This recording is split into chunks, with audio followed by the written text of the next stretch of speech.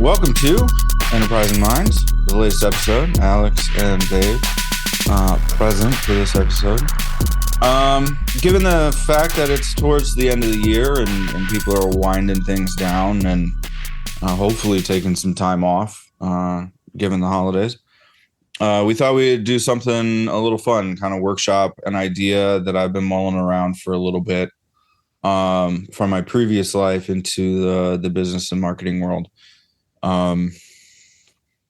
The idea, and then we'll kick over to Alex for initial reactions, is, in the musician world and the guitar world that I came out of, everybody is really open about who influences their playing. Like, who were the main bands, the main guitar players that you listen to, and you try to, mimic what you do through your own instrument. And, I have this love-hate relationship with LinkedIn every once in a while, because you see some people peacocking to an extent where it's like, that's not your idea, man. That's been around for, 8 years. So just shut up, or at least give credit where credit's due. Right. Yeah. So I was just thinking, wouldn't it be nice if marketers and business people actually talk to one another about who has influenced their thinking? Like, what kind of marketer are you? What kind of business person are you? Are you the financially driven one? Are you the creative that's accidentally business minded? Are you like, where on the spectrum are you? So I guess, Alex, what's your initial take on this, being the non-musician? Sure. Well, I'm somewhere on that spectrum, don't worry. Yeah, so background's kind of all over the place. So when it became more kind of business career focused, I definitely tried finding business books and stuff like that were useful to me. Mm-hmm. And man, if you go to like a bookstore and just start looking through like management books or books on business or something like that, there are so many bad ones. Mm-hmm.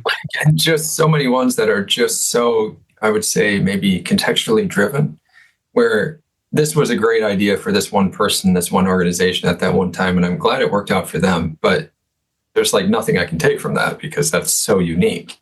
Right. So it's taken quite a while to kind of come up with, authors or, writers who are, I don't know, a little bit more, I don't want to say strategic in their thought process, where they're trying to make sure that basically it can be relevant to a broader audience versus trying to just tell their life story.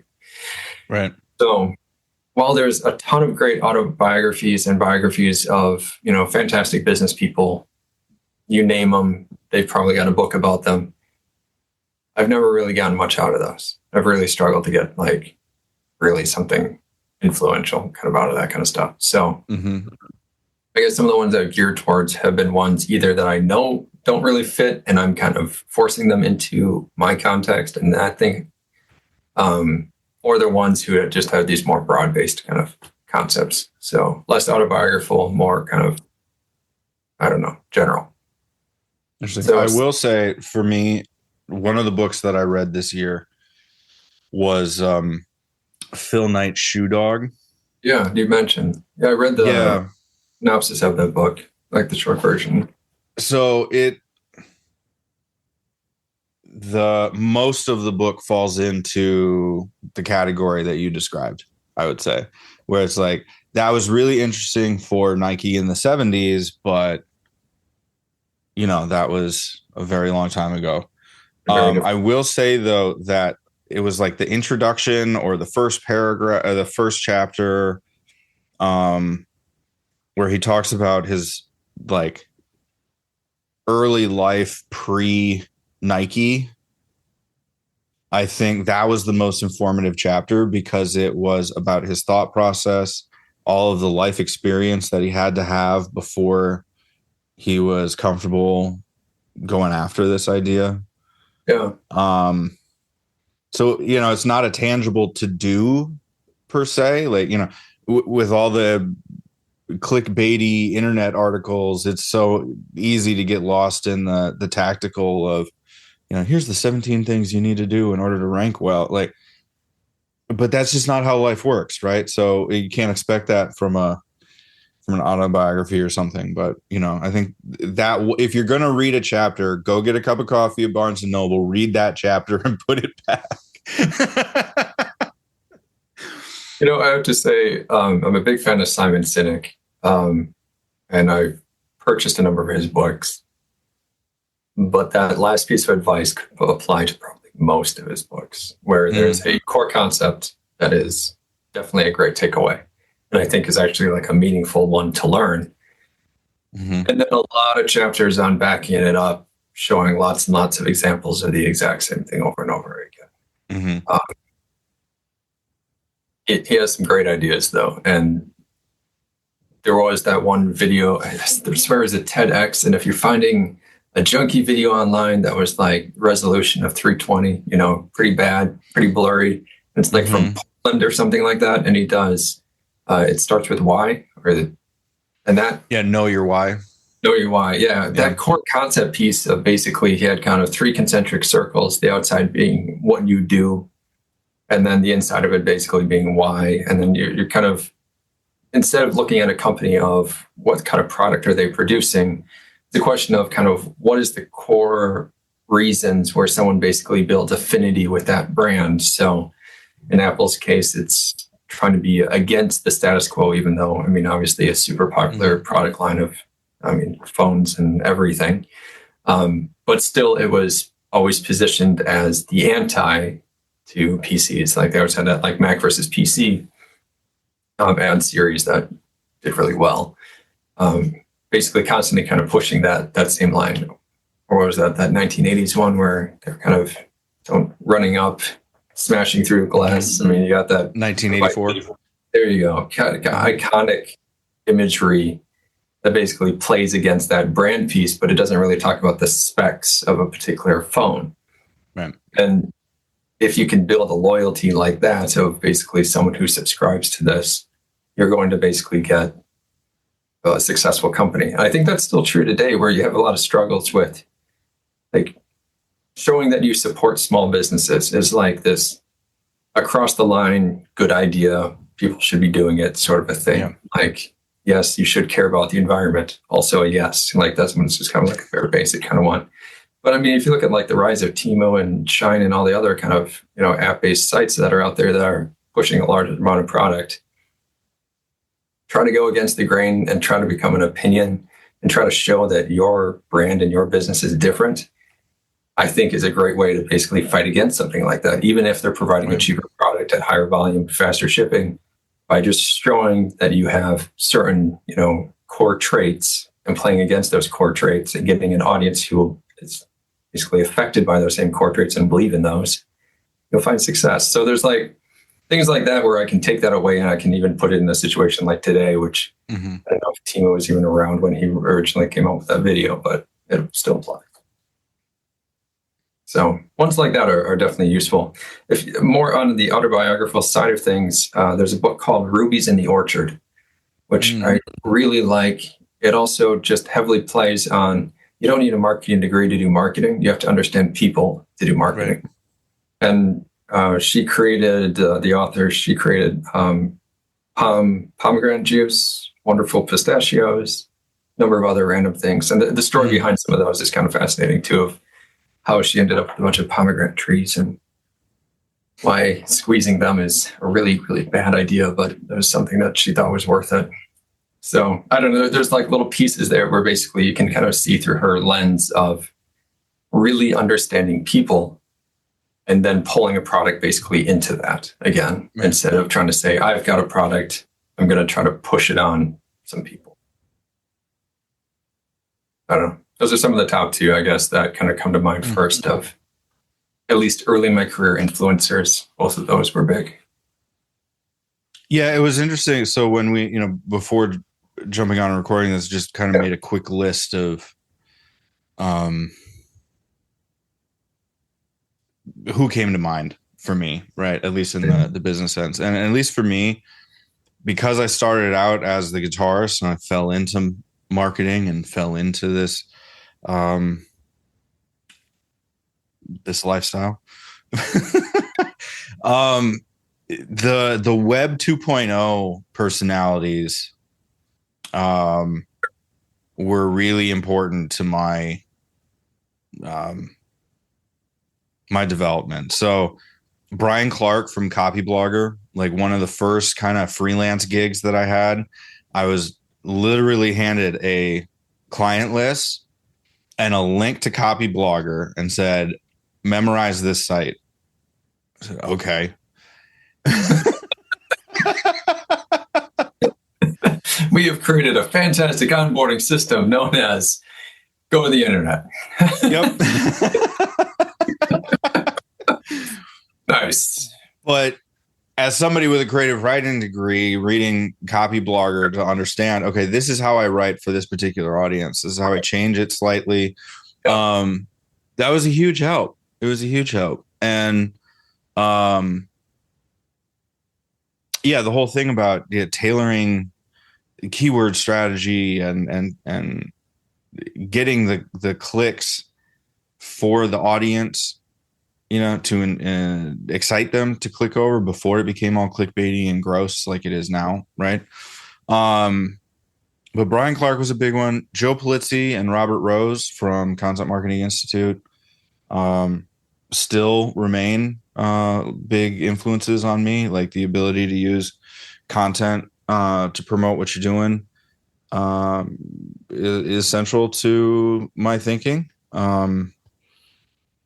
And they have some great examples from the history of marketing. And that was something that I appreciated with them, is they would be willing to go back to, 1885 and John Deere, or, some of the things that were being talked about in the 1950s and how that might influence like today. Like, so I think having that knowledge, right, definitely landed on my musical background, where it's okay, you don't just like suddenly have Jimi Hendrix, right? You have all of the blues players before him, and you have the electrification of the guitar and all the things that have to come together for Jimi Hendrix to be a thing, right? So yeah, there was that. And then Rand Fishkin was another big one, where it was like, all right, go learn SEO, go to Moz, do the Whiteboard Fridays, read the Moz blog. I'm still looking at Rand stuff on SparkToro, less actively than I used to, but one of the presentations that I will actively go back and rewatch was something that he did on the positioning of paid versus organic in organizations, and why paid will always win over organic. That's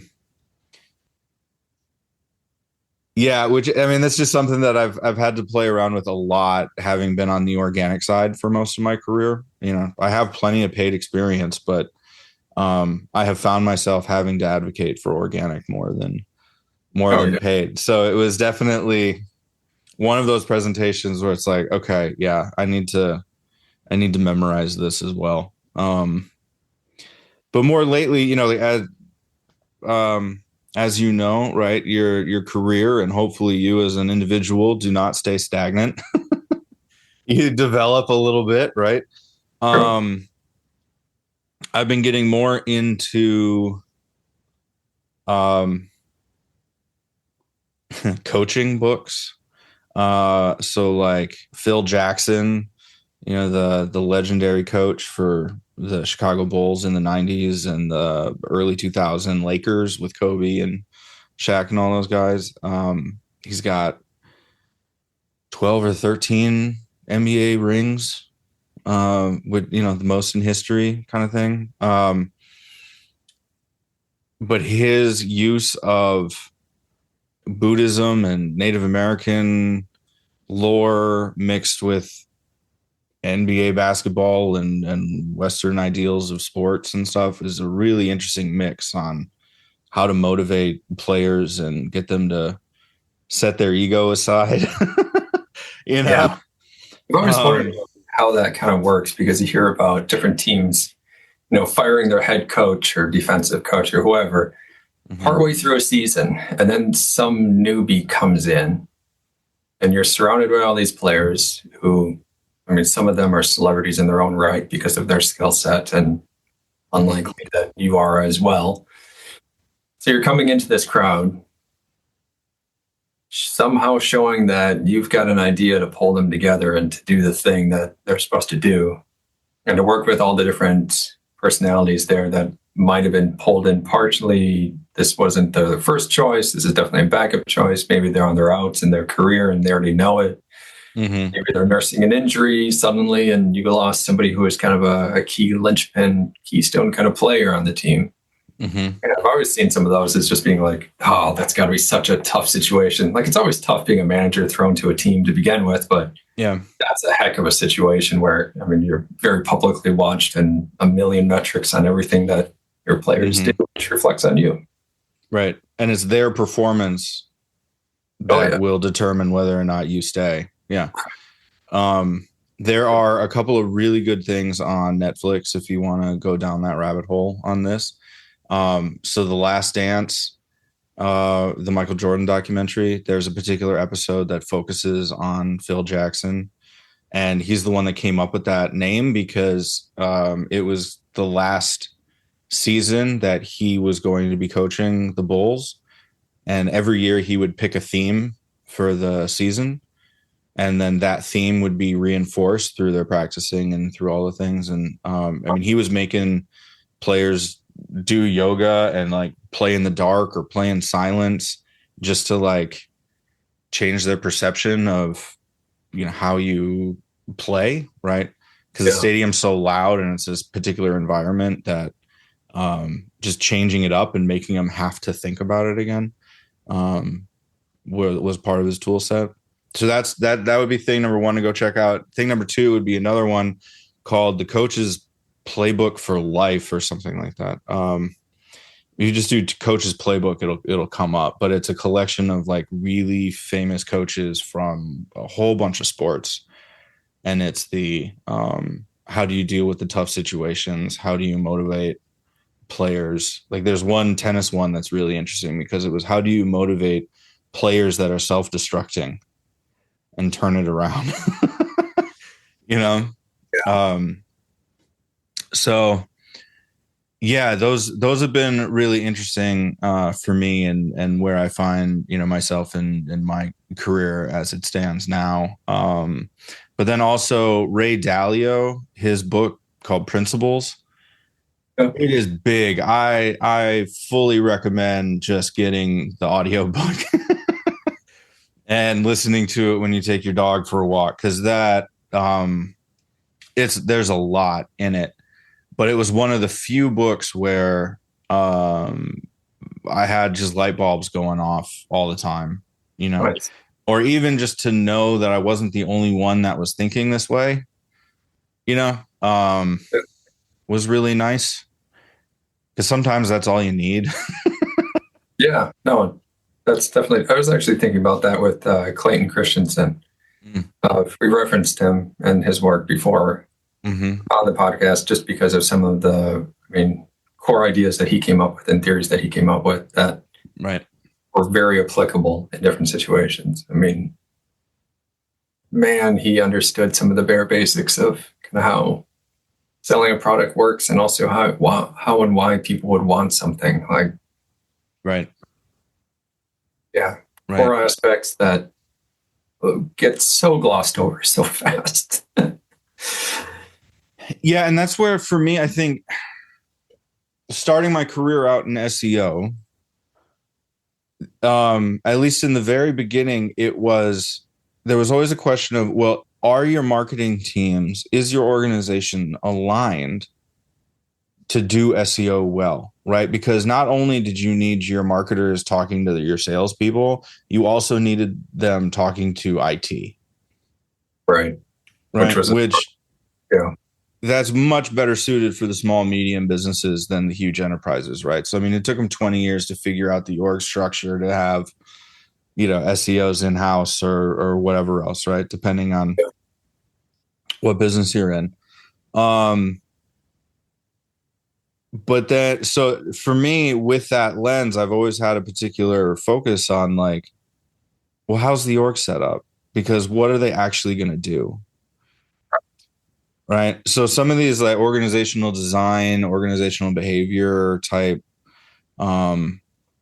thinkers are a lot on my radar now, as opposed to early in my career, which was much more tactical. Like, how do you write a headline? How do you optimize this particular channel? Right. Like I like Adam Grant, but to your point with Simon Sinek, it's like I like what you're doing here, and I understand the need to have all of these sort of allegories to, not have it be just a research book. But at the same time, do I need 40 diving examples? No, I don't need 40 diving examples. Yeah. To that point about like organizational kind of issues, the one and only book that I really found useful, this is one I mentioned before, but it's a funny one, is The 3-Meter Zone. And it was a book written for NCOs, non-commissioned officers. So they'd be basically someone who started probably 18 years old in the military, kind of rose up through the ranks doing infantry, kind of grunt work, and then through time basically entered into being an officer. So they didn't go to officer training school. They're not typically also kind of college educated. You're probably high school education straight into this. And then you're kind of just in charge of other individuals, your peers, and then kind of moving up, additional people, additional teams, kind of keep moving up and up, additional teams of different types, that sort of same kind of organizational growth. Right. And it's full of, and it's one NCO, it's kind of an unofficial guide, really. It's by no means a military document by any means. It's a person who realized that basically there wasn't great training for individuals in this situation, and he was as well. So he wrote a book that was helpful. Right. That basically it's full of little exercises. And as you go down the line, there's a bunch of them of trying to figure out what is your leadership style, which if you've never led a team before, that's a really good question. How to basically deal with a lot of tough situations and individuals who are resistant to you telling them what to do or the goals and mission that you've been tasked with. How do you communicate it better? How do you understand their perspective and work through this? How do you introduce yourself even to a new team who might be resistant to you? I mean, There's like a whole bunch of these little exercises piece by piece. And I've come up with this habit of shoving a business card as a bookmark in it.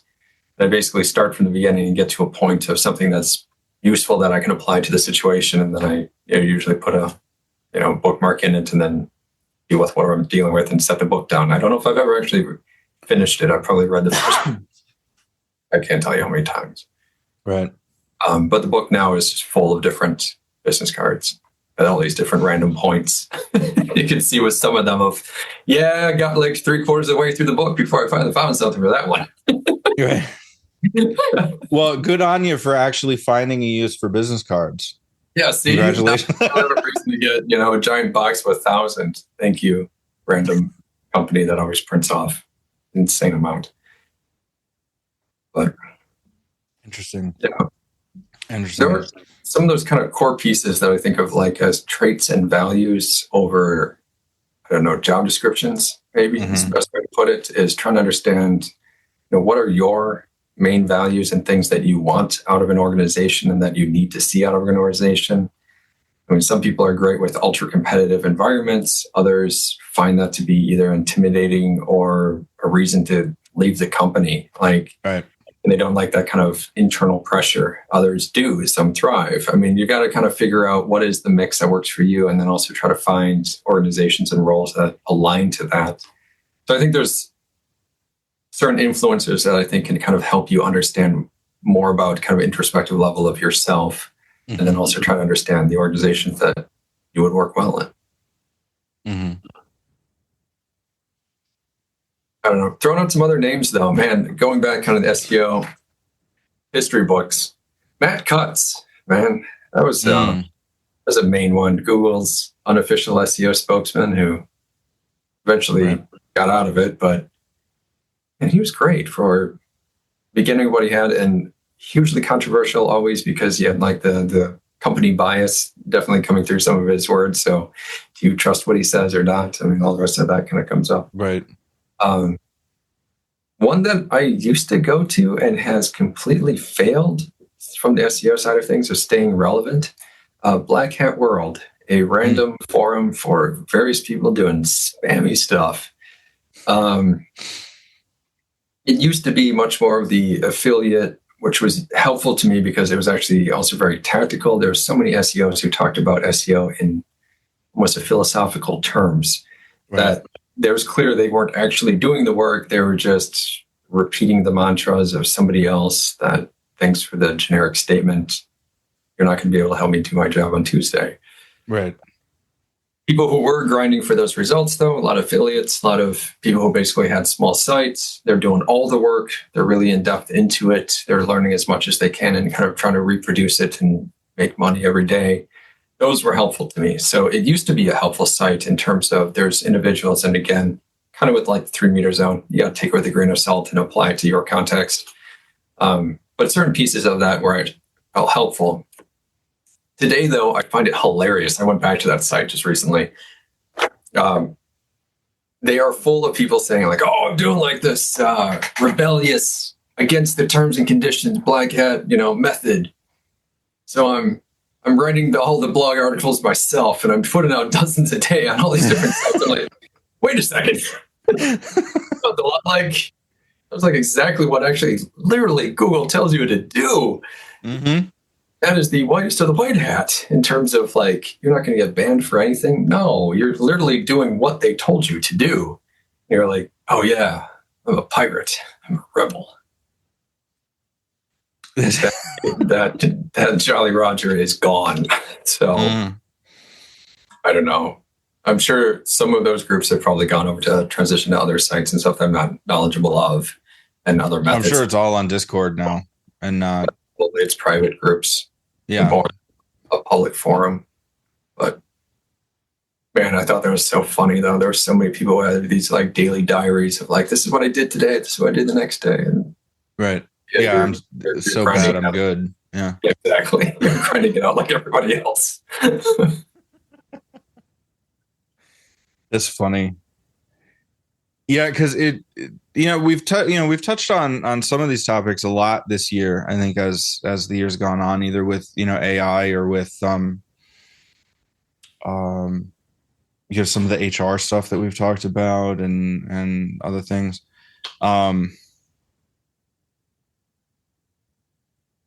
It's interesting to see like how what worked for us previously doesn't anymore or doesn't apply anymore, or especially with like SEO or social media marketing, right? I mean, that's such a commodity and it turns so fast that, yeah, there's some good basic practices, but it should really be more of a, your marketing mix kind of thing, right? Yeah. And for me, I find like, talking about going backwards and looking at kind of standards, right? In the jazz world, there's this collection of books called the Real Books. And what they are a collection of all the kind of jazz standards that have come up and all the like really popular jazz songs. So if you're going to book a 3-hour brunch gig, these are the songs you're going to play. And it's funny to look at some of the things on LinkedIn to be like, okay, you can try to pitch that as your idea, but that's been around since like 1950, or that was actually 1980 in this book and, whatever else. Like, this is not a new revolutionary thing. You just discovered it. Right. So let's be honest. You just discovered it. Say that, give the person who came up with the idea originally the credit, right? Like musicians do this all the time. You can like take a line to reference somebody, and that reference ends up being a fun little thing, right, within a song.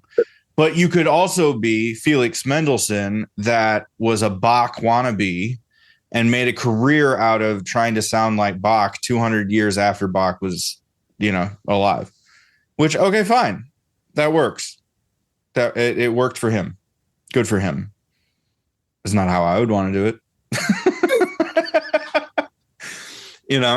But we're still talking about him. So, good on him. Good on him. Do you see that with any of the stuff that you've read, or like old concepts that you come back to? The cycle? Yeah. I mean, everybody's kind of, the old becomes the new becomes the old again. Mm-hmm. Email marketing.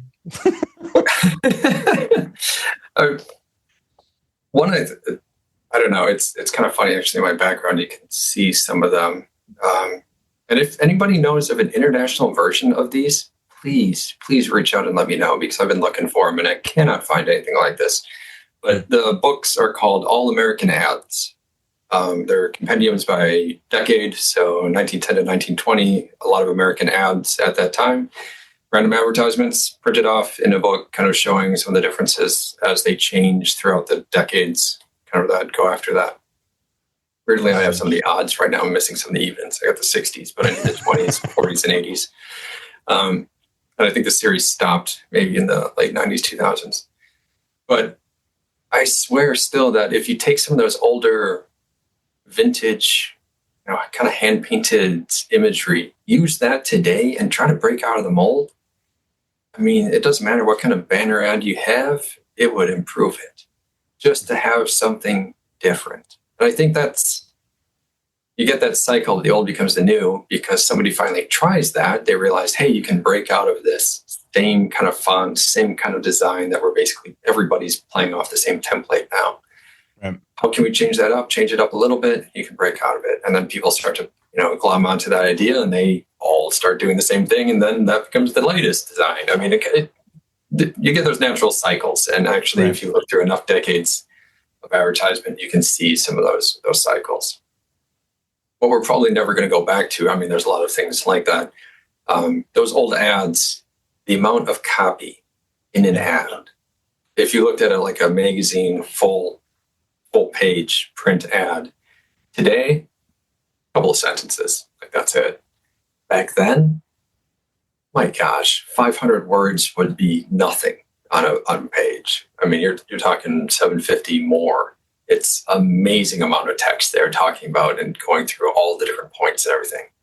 So very, very like some of the old car ads, you'd have that 2/3 would be the image, and then you'd have bottom is 3-4 lines or columns of copy talking about how great the 64 Chevy Malibu is, or whatever it is, right? It went on for a long time. And there's a lot of old brands that are still trying to get that same amount of attention. And I get that, how difficult it is today to get that amount of attention. I don't know. A lot of those kind of ideas, I think, are going to naturally cycle as people kind of rediscover different aspects of them in new context. So I get it. Plus marketing is I mean, come on. Everything's been done. Oh, of course. Yeah, especially now that agencies are global and more of the work is done globally. I know. Like, we're all referencing the same ideas, same concepts. Yeah, Ruthie joined us just in time for me to say thank you for paying attention and listening to our discussion. We will see you in the next episode. Don't quite know if we're going to have another one for 2024. If not, have a great holiday. If we do, we'll see you then. And thanks for listening. Have a wonderful time. Ciao. Peace.